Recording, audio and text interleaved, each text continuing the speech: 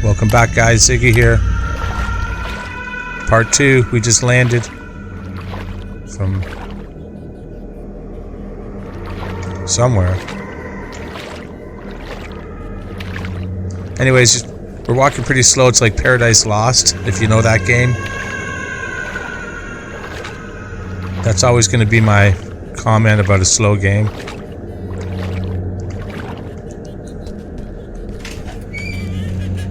There he is, Chunky. Chunky! What's up there, Chunk? Let's get some power going here. Now you'll see this. And it says A plus B equals 32, B plus C equals 68. So that's not enough to figure out the equation we need.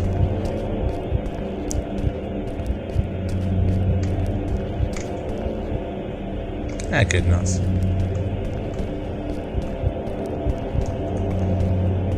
Then you'll head down here.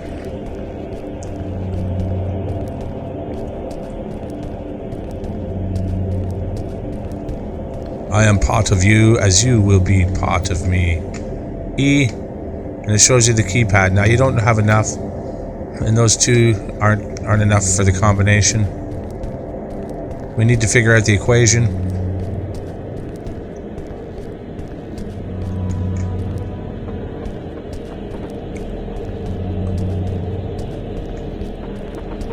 So you head up here.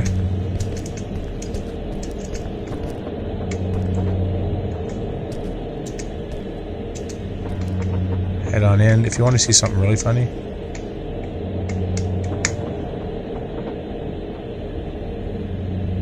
Well, not really funny, but funny enough.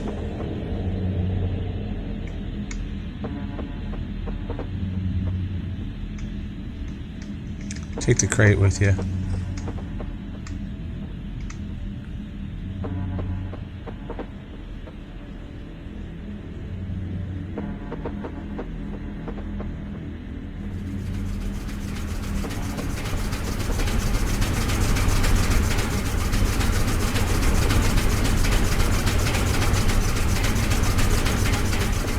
Put it right through the wall last time.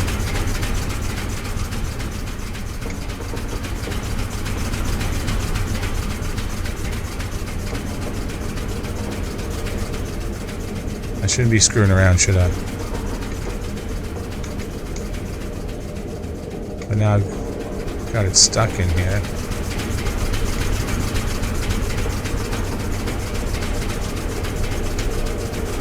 Anyways, you look through here, you'll see the A24. So now if you do the math,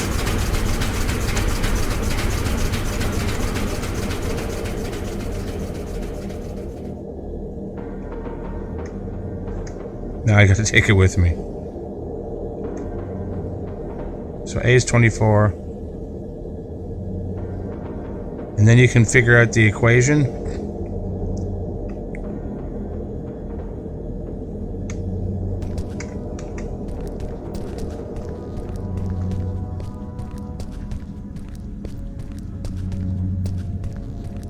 So now if A is 24, then you know that B is 8. And then B plus C is 68. So you know that B is 8. So C is 60.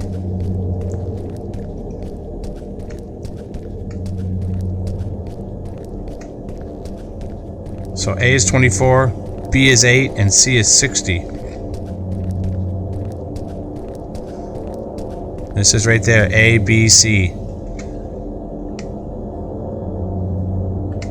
Come on. So A is... Oh no, I didn't want to do that. Back. A is 24. 24. And then B is 8. And C is 60.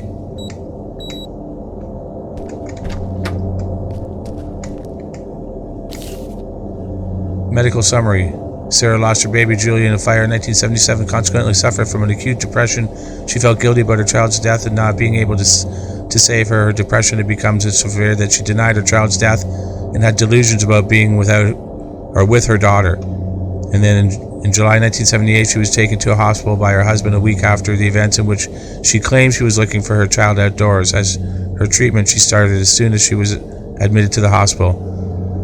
Her persistence in therapy sessions contributed to her recovery, and she was now able to leave the psychiatric hospital. According to the previous delusions, she would probably be likely to work as a nanny. We believe that having her this job, so she's going to be a nanny in this game, under the supervision of a specialist in addition to us, can help her with her recovery. It must be taken in consideration that the patient might revert to her previous status in case of emotional trauma.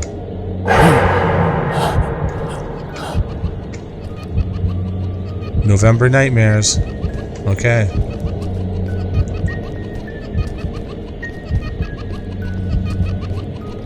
Looks like we got another leap of faith, guys. Hush.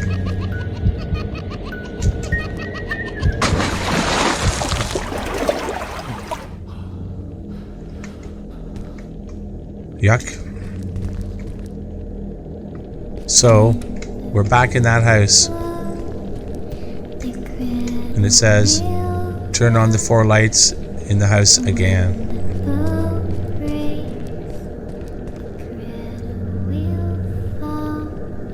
Hello? Yeesh. So here it tells you that all the lights got to go on. In what order? It doesn't say. Now listen. 1, 2, 3, 4.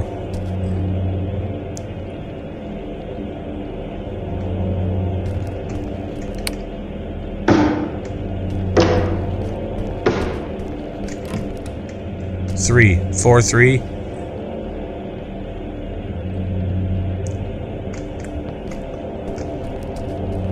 The light switch used to be here, but he moved it because people were having trouble.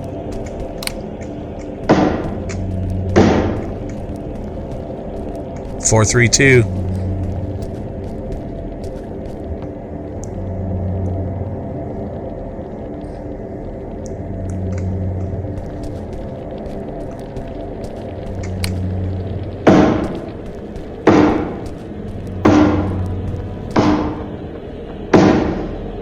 Six. 4, 3, 2, 6.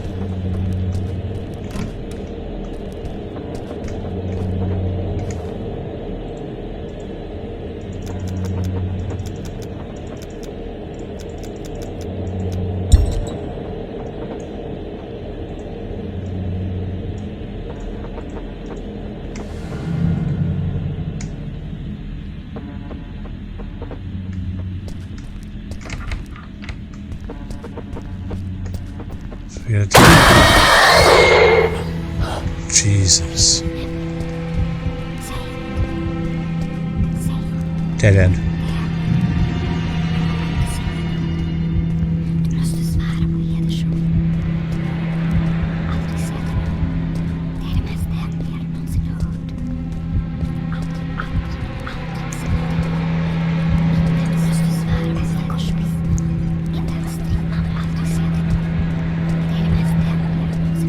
So if you go this way, there's a leap of faith.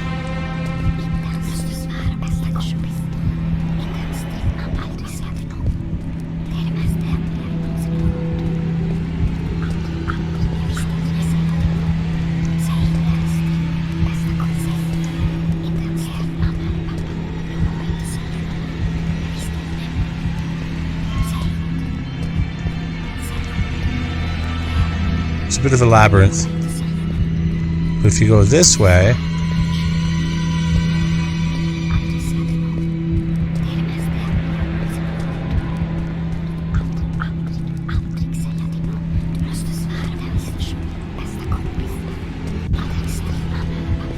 there's a table and a note. Mr. and Mrs. Spinner are just decent people and I love them like family I have lost. I can't wait for the family's new member to be born. I hope it is a girl. Looking after the little girl might help me with my agony. I do not want the Spinners to know about my past. Everything is going smoothly, so there's no need to look back. To be honest, I am a bit jealous of Miss Spinner. I wish I was still a mother. And And then we take the leap of faith. So I don't know what would happen if I took that first leap. I guess it just wouldn't have got the note. There's Chunky again.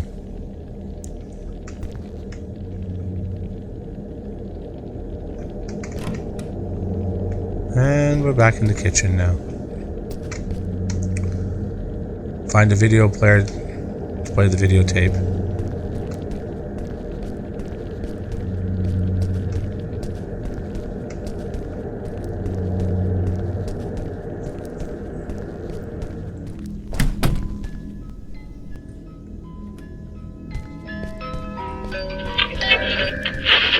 Good evening and welcome to the 8 o'clock news. The 8 o'clock news. The 8 o'clock. The 8 o'clock. The 8 o'clock.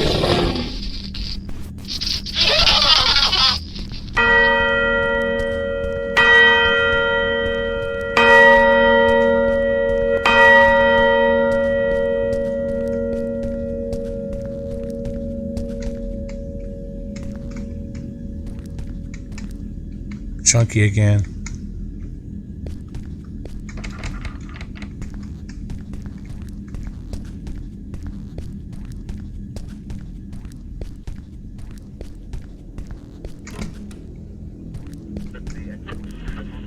In the same place again.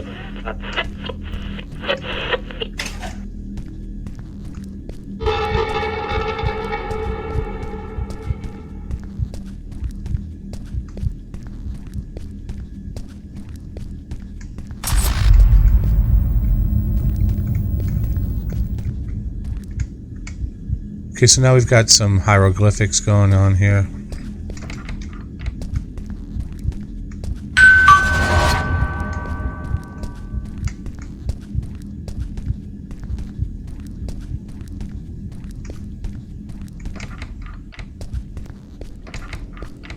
All the doors are locked.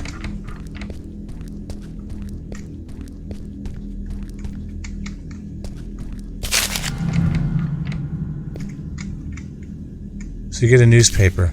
If you flip it over, it shows you a code here on the back. So now if you look at this without the outline, like it's X's and O's, and then you look at this. So now imagine it as X's and O's. I can't put my pointer, oh, there's my pointer there.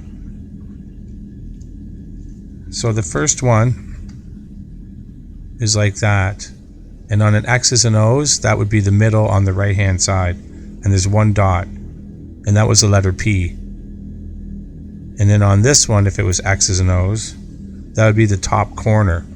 So just think of the outside's always empty, the perimeter of it, and that's the top corner with one dot, so that's an A. And then this one would be the bottom corner, and that would be one dot is an S. And then this is the bottom corner again with two dots is the next two letters in, so that's a T. So we have to go P,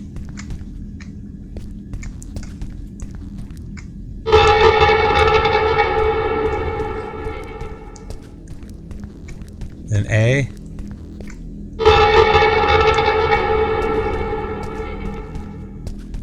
then S,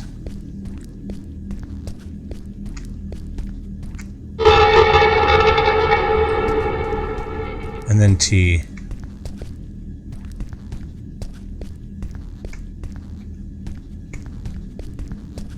Yep.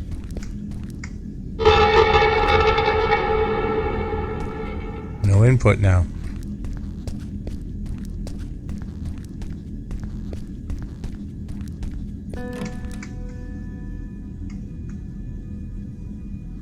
So now here we are back in the house in real time where it's burned down.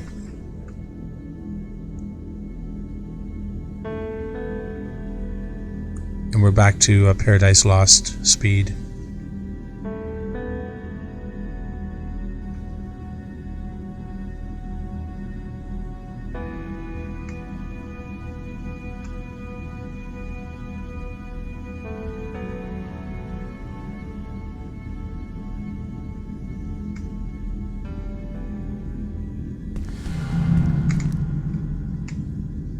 Put your tape in, double click it. In November of 1989, an enormous fire broke out at the Spinners family mansion. Sadly, the daughter of the family, Julie Spinners, and a couple of the servants died in the accident. Eyewitnesses have testified that the Spinners managed to find a way out of the fire before it started to rage. However, Julie ran towards the building and never came back. Some claim that Julie had run back to rescue her nanny, Sarah. It has been stated that Julie and Sarah had a deep emotional connection, as the nanny had been by Julie's side since her birth.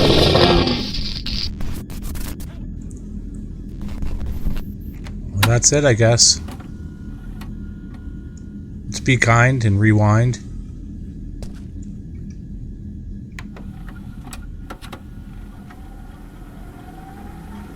So Sarah burned up in the fire. That's the missing notes that we found, posters that we found at the start of the game with Sarah Savavi.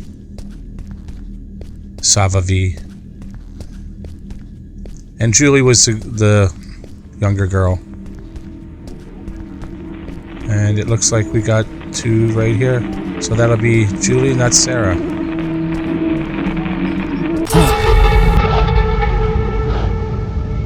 And we're back at the start, where it all began.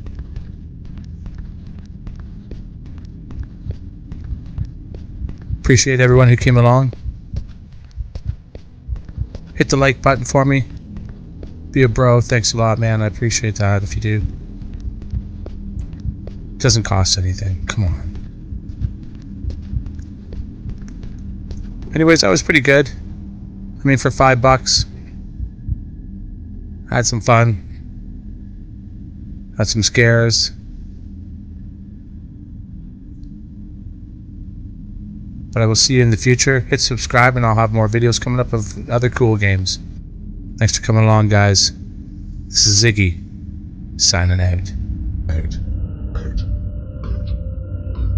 According to the testimony of John Martin's co-workers, he disappeared after he had traveled to the Middle East in December 1996 to investigate a cursed mansion.